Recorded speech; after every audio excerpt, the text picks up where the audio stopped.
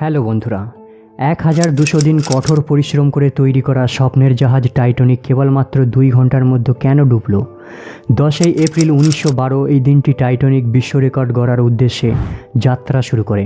ওই দিন আটলান্টিক সাগর ছিল নিস্তব্ধ, স্নিগ্ধ, শান্ত।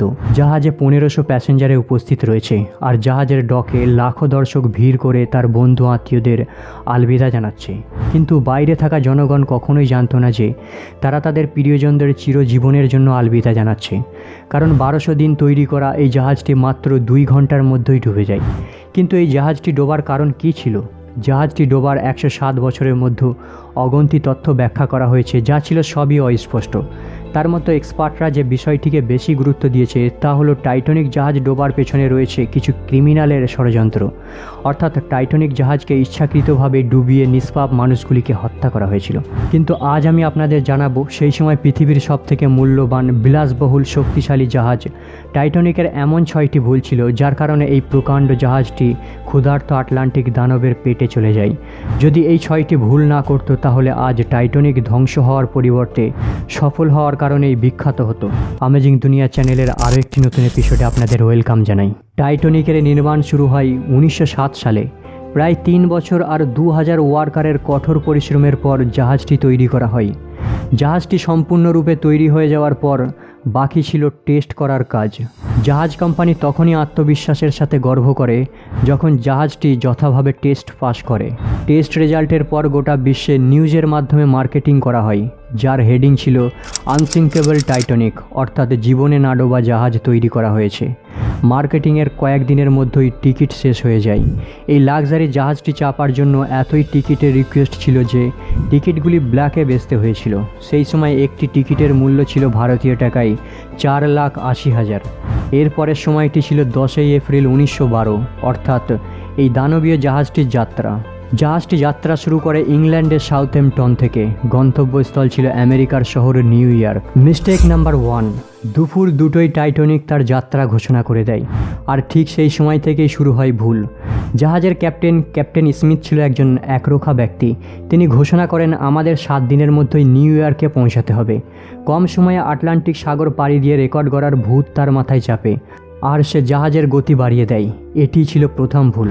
তার মতে 7 দিনের মধ্যেই যদি জাহাজ না গন্তব্যস্থলে পৌঁছায় তবে টাইটানিকের সম্মান নষ্ট হয়ে যাবে। পৃথিবীর যে কোনো গাড়ি মেশিনের ইঞ্জিনের লিমিটেড অপারেটিং প্রসিজার থাকে, যার মধ্যে স্পিড লিমিটও একটি প্রসিজারের অংশ হয়ে থাকে। আর এই অংশটি টাইটানিক জাহাজের সাথে লঙ্ঘন করা হয়। জাহাজের স্পিড এতই ছিল যে মাত্র কয়েক মিনিটের মধ্যেই সাউথহ্যাম্পটন বন্দর হারিয়ে যায়। চোখ যত দূরে যায় কেবলমাত্র ভয়ঙ্কর নীল সমুদ্রই দেখা যায়। মিস্টেক নাম্বার 2, এখন টাইটানিক তার যাত্রায় 3 দিন ফ্রান্স আর আয়ারল্যান্ডের কিছু সময় বিরতি নিয়ে টানা 72 ঘন্টা ধরে একই গতিতে নিউ ইয়র্কের দিকে অগ্রসর হতে থাকে। ওই দিন 15ই এপ্রিল 1912 সমুদ্রের চতুর্দিকে কুয়াশায় আচ্ছন্ন ছিল, যার কারণে ভিজিবিলিটিও অনেক কম হয়ে যায়, চতুর্দিকে ব্লার হয়ে যায়।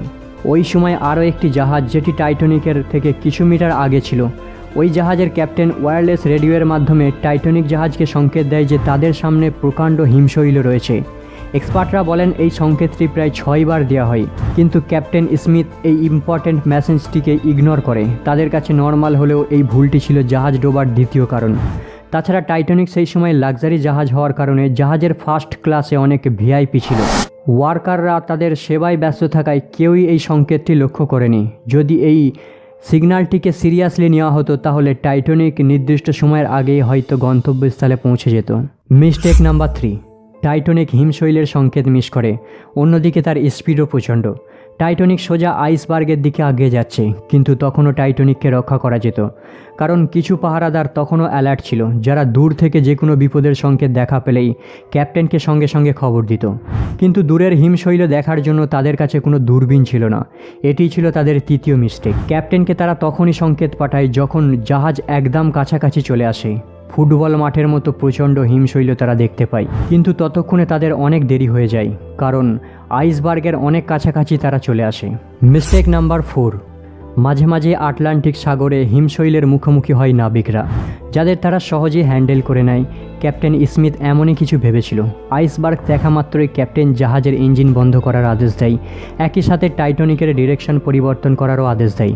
অবশ্য ক্যাপ্টেন স্মিথ আপ্রাণ চেষ্টা করে, কিন্তু পরিস্থিতি এমন পর্যায়ে চলে যায় যে আইসবার্গ টাইটানিকের একদম মাঝেই ধাক্কা লাগে। কিন্তু তারপরও বাঁচার আশা তারা করেছিল। তারা ভেবেছিল হিমশৈলের ধাক্কা লাগলে হয়তো হিমশৈল টুকরো টুকরো হয়ে যাবে, অথবা আইসবার্গ টাইটানিককে কোনো ড্যামেজ করবে না। এটি পসিবল হতো যদি চতুর্থ ভুলটি না হতো। এক্সপার্টরা মনে করেন টাইটানিক জাহাজে যে রিবেটস লাগানো হয়েছে সেগুলি কোনো স্টিলের ছিল না, বরং কাস্ট আয়রনের ছিল। এই রিবেটসের কাজ হলো লোহার বড় বড় পিসেসদের জয়েন্ট করা, কিন্তু কাস্ট আয়রন স্টিলের থেকে নরম হওয়ার কারণে হিমশৈলের ধাক্কা লাগার সাথে সাথে রিবেটস খুলে যায়। এরপর ক্যাপ্টেন স্মিথ যা ভেবেছিল তাই হতে আর বেশি টাইম লাগেনি। Mistake number 5। প্রকাণ্ড আইসবার্গে ধাক্কা লাগার পরে নিচের অংশ দিয়ে পানি ভিতরে প্রবেশ হওয়া শুরু হয়ে যায়। এই ঘটনার পরেই টাইটানিকের প্যাসেঞ্জারদের সতর্ক করে দেওয়া হয়। ইতিমধ্যে টাইটানিকের মধ্যে পানি প্রবেশ হওয়া শুরু হয়ে যায়। তা সত্ত্বেও টাইটানিককে তখনও বাঁচানো সম্ভব ছিল, কারণ টাইটানিকের ডিজাইন এতই অ্যাডভান্স ছিল যে যদি থার্ড ফ্লোরে পানি প্রবেশ করে তাহলেও ডোবা সম্ভব নয়। কিন্তু ওই দিন কপাল সত্যি সবারই খারাপ ছিল, কারণ থার্ড ফ্লোর অতিক্রম করে চতুর্থ ফ্লোরে পানি প্রবেশ হতে শুরু হয়। পরিস্থিতি আর কোনোভাবে নিয়ন্ত্রণে আনা সম্ভব ছিল না। টাইটানিক ধীরে ধীরে পানির নিচে ডুবতে শুরু হয়। এরপর টাইটানিককে বাঁচানো ছেড়ে দিয়ে ক্যাপ্টেন স্মিথ প্যাসেঞ্জারদের বাঁচানোর জন্য উঠে পড়ে লাগে। সিগন্যাল দিয়ে দেয় যে লাইফ বোট পাঠানোর জন্য, কিন্তু এই পরিস্থিতিতেও 5 নম্বর ভুল দেখা দেয়, কারণ জাহাজে 32টি লাইফ বোট রাখার ক্যাপাসিটি রয়েছে, কিন্তু নাডোবা জাহাজ বলে মনে করার কারণে মাত্র 10টি লাইফ বোট জাহাজে রাখা হয়।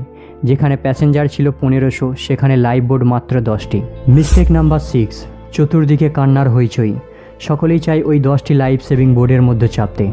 12:45-এ প্রথম বোট সমুদ্রে নামানো হয়, কিন্তু এখানেও 6 নম্বর ভুল দেখা দেয়।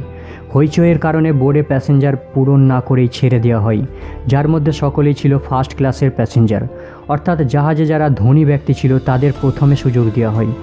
যদি লাইফ সেভিং বোর্ড 32টি রাখা হতো আর বোর্ডে প্যাসেঞ্জার ফুলফিল করা হতো, তাহলে হয়তো মৃত্যুর সংখ্যা অনেক কম হতো। এরপর জাহাজ ধীরে ধীরে পানির নিচে ডুবে যাচ্ছে। কিছু সময়ের মধ্যে শর্ট সার্কিটের কারণে সব লাইট বন্ধ হয়ে যায় আর 2 টুকরো হয়ে যায়। পানির নিচে ডুবতে প্রায় 2 ঘন্টা 40 মিনিট সময় লাগে। এভাবেই 1500 হৃদয় পানির নিচে দাফন হয়ে যায়। ওই সময় আটলান্টিক ওশেনের পানির টেম্পারেচার ছিল -2 ডিগ্রি সেলসিয়াস, অর্থাৎ প্যাসেঞ্জাররা যদি এই ঠান্ডা পানিতে জাম্পও দিত তা সত্ত্বেও তাদের বাঁচার কোনো সুযোগ ছিল না। বলা হয় যে টাইটানিকে মৃতের সংখ্যা প্রায় 1500-এরও বেশি ছিল, কারণ অনেকে লুকিয়ে টাইটানিকে প্রবেশ করেছিল। তাদের হাত ছিল বড় বড় আমলাদের সাথে। এই জাহাজের জন্য সবথেকে বেশি স্যাক্রিফাইস যিনি করেন তিনি হলেন ক্যাপ্টেন স্মিথ। তিনি কোনোভাবেই আশা ছাড়েননি। অবশেষে লাস্টে নিজেই সে পানিতে জাম্প দেয়। চাইলে সে লাইফ বোটে করে পালিয়ে আসতে পারত। বন্ধুরা, পৃথিবীতে টাইটানিক জাহাজের থেকে অনেক বড় বড় রহস্যময় জাহাজ ডুবির ঘটনা ঘটেছে। বিস্তারিত জানতে এন্ড স্ক্রিনে ক্লিক করে ভিডিওটি দেখতে পারেন। আজকের ভিডিওটি এই পর্যন্ত। চ্যানেলে নতুন হলে অবশ্যই চ্যানেলটি সাবস্ক্রাইব করবেন। আপাতত বিদায় নিলাম, দেখা হবে আবার পরের এপিসোডে।